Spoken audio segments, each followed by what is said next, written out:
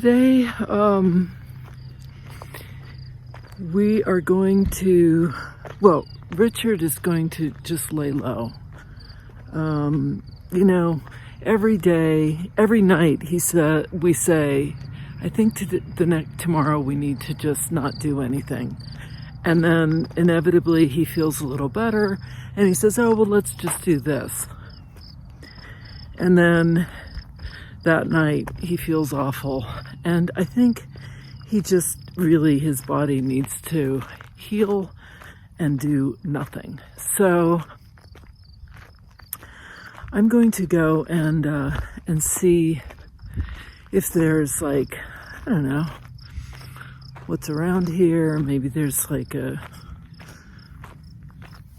maybe I'll just do nothing too and just wander around. No big deal either way. And our mode of travel is always to go. Pack as much as you can into every day. Do as much as you can. Keep moving. See everything. And we're both like that. And we travel well together as a result. But when stuff happens and it kind of forces us to come to a grinding halt, it's important to recognize that too, and just to kind of honor it and say, okay, there's only so much we can do. I wrote a blog post this morning about, how this is sort of brings you face to face with your own mortality and for human fragility. I mean, we're just, which is why we wanted to take this trip, because we're not that old, but we're not that young either, right? And we're closer to the end than we are to the beginning. Let's just put it that way. So we do feel like there's so much we want to see in this world, but there's also a point where you have to say, yeah, there's so much we want to see, but we also have to honor just our humanness. So,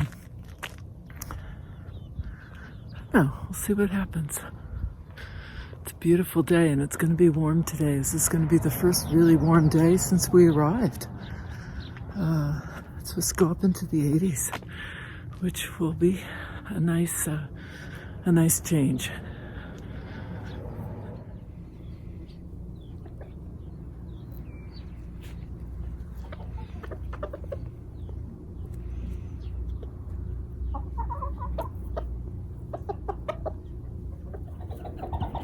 You've been scratched. Look at this little guy. Over here we've got a pony, which to me seems like a Shetland pony. There was a calf in here before. I'm not sure why this enclosure, why certain animals are put here. I'm guessing they don't feel well, or who knows.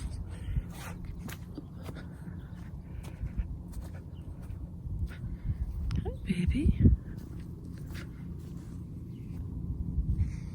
Oh, sweet thing. There's the calf in there. I'll get closer. So sweet pony.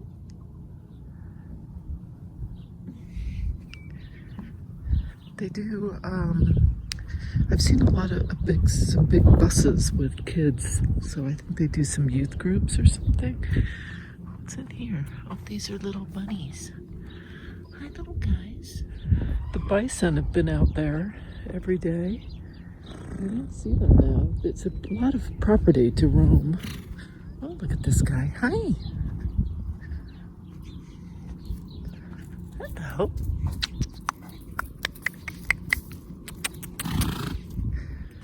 And there's the calf. Can you see the calf? That is see him. He's breathing, so we know he's alive. Oh, here's this little guy. Hi, sweetie. Oh.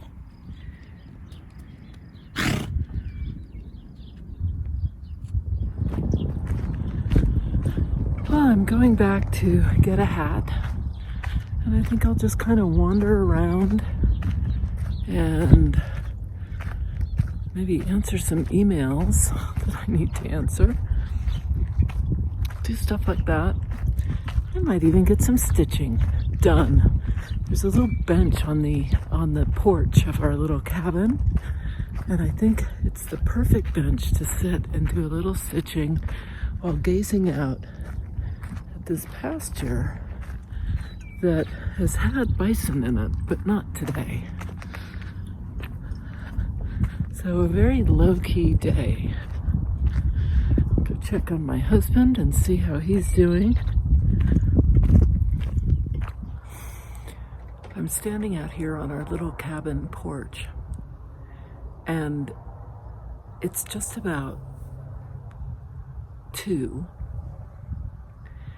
And after breakfast, I was thinking, well, it's good to just kind of go with the flow, right? I mean, Richard obviously needs a lot of rest, and although his feet are certainly healing, he's taken a beating, the poor guy, and he needs rest. And so I'm gonna, just hang out. I'm gonna read the paper. I'm gonna answer a lot of emails. And so I got into bed next to him, and I thought, I'm just gonna lay my head back for just a minute, And the next thing I knew, let's see, 9, 10, 11, it was 3 hours later. It's a good thing poor Richard needed his rest, right? I never do that. I never take naps. And not 3 hours. I mean, that's crazy. Who takes a 3-hour nap at 10 in the morning? That's like going back to sleep. That's not even a nap. You can't call that a nap.